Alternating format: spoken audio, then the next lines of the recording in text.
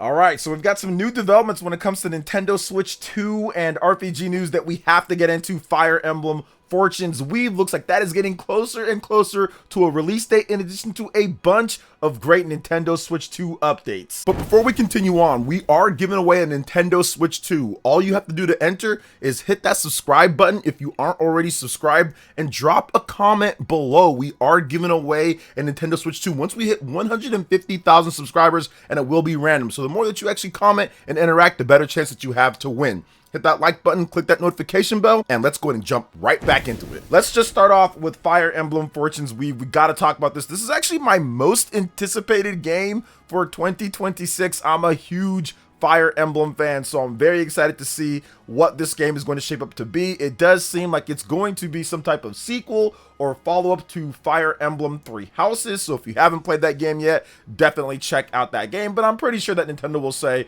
you can just hop into this one without knowing anything else because all the characters are changed. So that looks to be the case, but definitely check out Fire Emblem Three Houses if you haven't already done so. But let's get into the news here, because we've got an updated rating in Europe for Fire Emblem Fortune's Weave. So this is officially the next mainline Fire Emblem game, which is a bit different. Don't think of it as like Fire Emblem Engage. That game's a bit different than what you would see with like Three Houses or Fire Emblem Awakening or this game here. And recently it got a PEGI rating in Europe. Now, Fire Emblem Fortune's We've joined Splatoon Raiders, which we did cover on the channel, which recently got rated, and that looks like it's going to be a summer release based off of what Mr. Nate the Hate is saying. Fire Emblem Fortune's Weave has a rating of 12+, and the listing suggests it could be getting some DLC as well, but we're gonna have to wait and see. But that makes sense, because pretty much every single Fire Emblem game has gotten DLC for the last decade plus. The last time that we didn't get it was, I think, like the DS or the Wii days. I know on the 3DS, Fire Emblem Awakening, Fire Emblem Fates, that all got DLC. Fire Emblem Fates DLC was crazy. And then Fire Emblem Engage got DLC, Three Houses got DLC. So it's probably going to get DLC. But that's some new information here.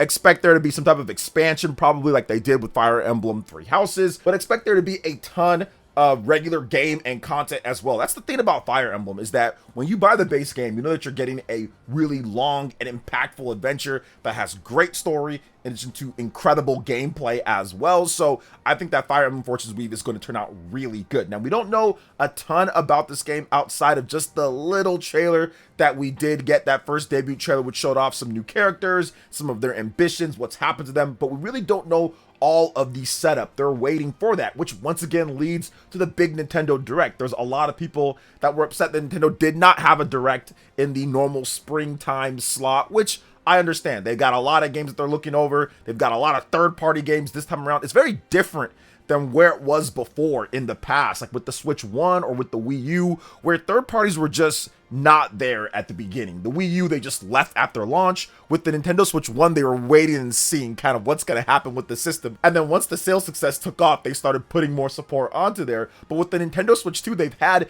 big major third-party games come out all throughout the year. And last year, we had third-party games, and this year. So it's a little bit different. You have to kind of give those third parties some room to breathe, in addition to having longer development times when it comes to your first-party games and for those to be ready. So I think that's kind of what's going on right now, and why we didn't get that earlier Direct and we got a big partner showcase. Although not everybody loved the partner showcase, there was some big games in there like Digimon and Grand Blue. So I'm excited to see what they have, not only for this next upcoming Direct, because I think there will be a Direct probably in May or June, but I'm excited to see what else they've got, because we've got rumors of Resident Evil 2, 3, and 4 remake. We've got some stuff that we're going to talk about here with Diablo. We've got some more information coming out with like Assassin's Creed and other games. So it looks like there's going to be even more big AAA third-party support, in addition to the AA stuff like Trails in the Sky second chapter. That's going to be coming, and there's going to be more indie games and more stuff just hitting the system at all times. So while we didn't get our Direct that we would have liked to see, the release date for Fire Emblem and all of that, Nintendo has consistently released games this whole year. Tomodachi Life and the physical edition of Xenoblade Chronicles X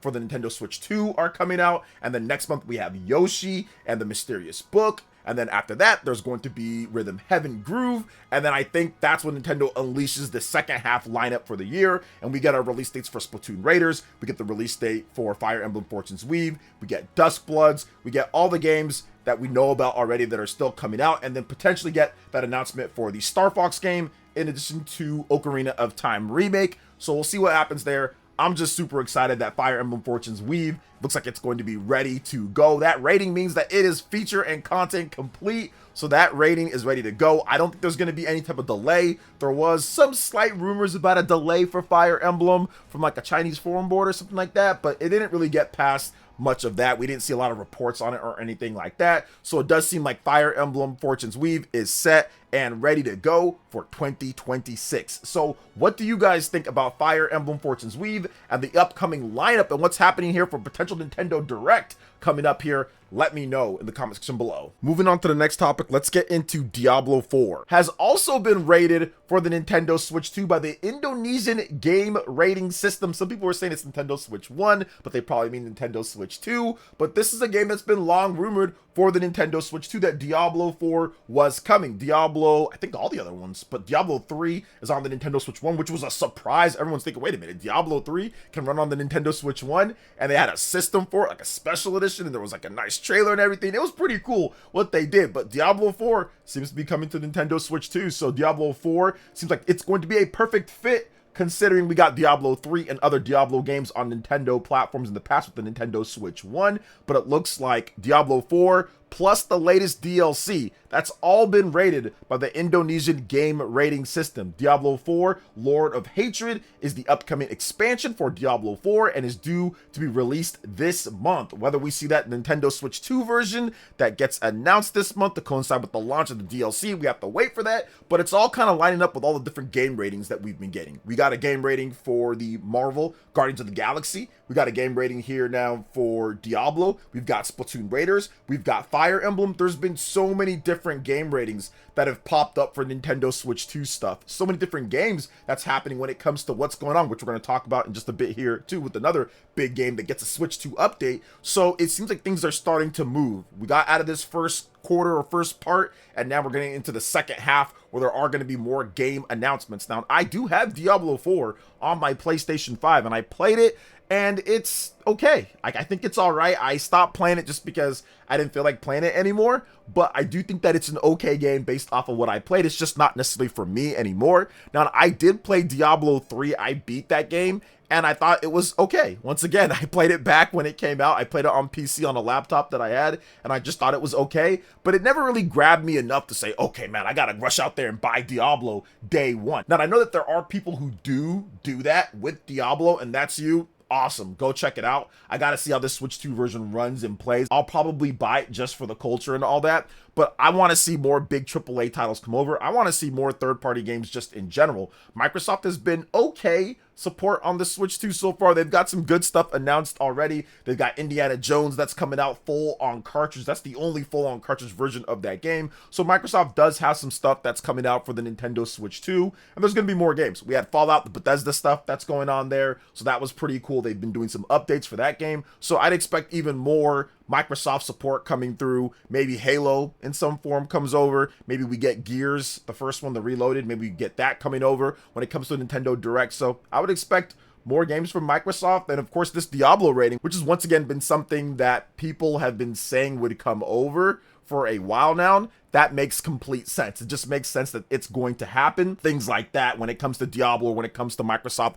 other big games. So what do you guys think when it comes to Diablo 4 coming over to the Nintendo Switch 2 with this new rating? Let me know in the comment section below. All right, let's move on to another topic here and another big AAA game that's coming over, and that is Call of Duty for the Nintendo Switch 2. This is something that we've known about for a while now, since the whole Activision Blizzard Sony lawsuit and the acquisition. They have to put out Call of Duty feature parity on all platforms for the next 10 years. So Switch 2 is included in that. And now we have another update on this from Cordin. He has talked about this, and Cordin commented that Microsoft, Xbox, they are ready and working on the port of Call of Duty for the Switch 2, and it's, quote, about to come out. So it does seem like there's going to be an announcement, which does line up with what I've been talking about with a Nintendo Direct or something. Maybe there'll be a separate announcement at a show that Microsoft will be doing before then. Maybe they'll just announce it on Twitter. They can also do that. Maybe there'll be a Nintendo Today announcement or something. So I'm guessing that it's going to be announced sometime soon, just because, once again, they are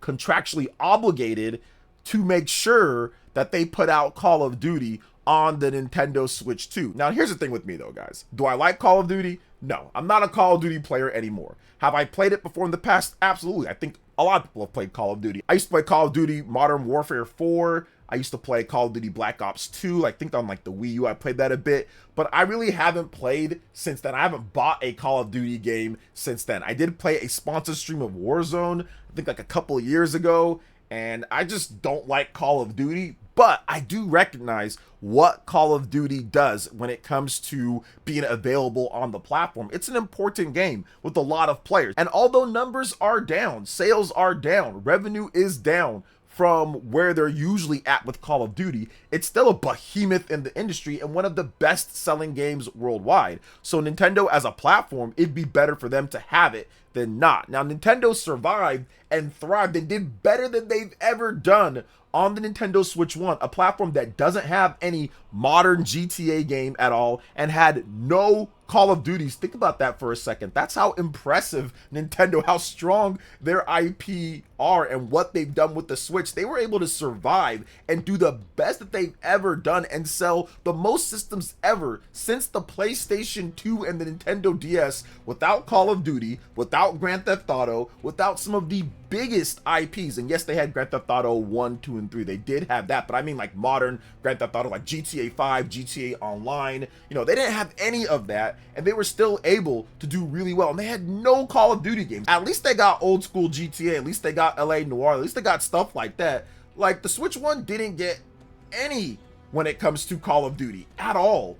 And they still did as good as they did. So imagine now with the Switch 2, not only are you getting big third-party games like Final Fantasy and more, but now you're also getting Call of Duty. You're also getting stuff like Cyberpunk. You're getting these games that didn't come over to the Nintendo Switch 1. So I think that the Nintendo Switch 2, it's just really going to blow up even more and more as Nintendo puts out those big blockbuster first-party games to help, and I would say supplement, with the big third-party games like Call of Duty. So I'm looking forward to seeing how it plays, how it looks, how people react to it. I mean, do they have the full Warzone? What's going on with this? Because there's a lot of questions yet, and there hasn't been too many answers, but it does seem like it's going to be happening soon here. So what do you guys think? Let me know in the comment section below. All right, moving on to the next topic. We've got another big AAA announcement to talk about here. Overwatch for the Nintendo Switch 2. It's launching today as of the time that I'm recording this video, April 14th. So it's due out alongside the start of Season 2. So you guys can go download it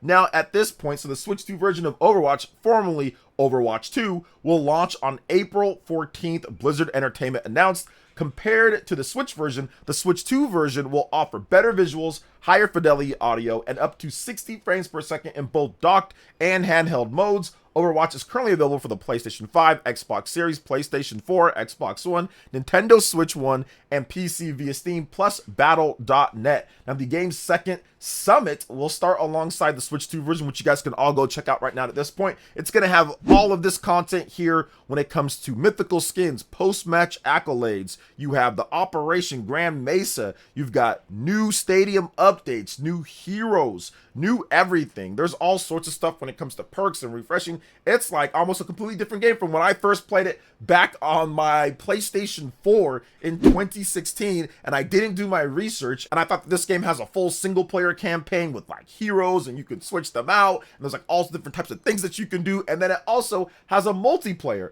I was scrolling through looking for the single player, and I'm like, wait a minute, what's going on here? I did not read the reviews. I just saw the high score, and I was like, oh, that's great. I'm gonna buy this game. Yeah, big mistake on my end. It's a full-on multiplayer game. I'm wondering if they're ever gonna branch off and make a Overwatch like single player campaign, like a real single player campaign where you can play, because like the mechanics in this game are so cool. There's so many cool powers, there's cool characters. characters, there's cool backstories, there's all sorts of good stuff with Overwatch, yet there's no single player campaign. So I would love for them to do something like that. I think I would be all over that. I haven't played Overwatch in a hot minute. I don't know if I'm going to download this and play it myself, but I do like to see 60 frames per second where you have that both docked and handheld modes. The 30 frames per second for Overwatch 1 or Overwatch on the Switch 1, it just wasn't cutting it. It just was not good enough for this fast-paced type of competitive shooter. You need that 60 FPS, so I'm glad that they actually got that updated, looking and running a lot better. So you guys can let me know, how does it fare when it comes to Overwatch versus the Nintendo Switch 1 version? Are you liking it? How does it fare compared to maybe other versions that you've played? Is it good enough? How's everything working with the game? You can let me know in the comment section below. All right, peeps, that wraps it up for this video here. Thank you so much for watching. I do appreciate it. Please make sure you hit that like button, subscribe if you are someone new, click that notification bell, and check out all my Nintendo Switch 2 RPG content and more right here on screen. Thanks for watching, and we'll catch you guys for the next one. Peace.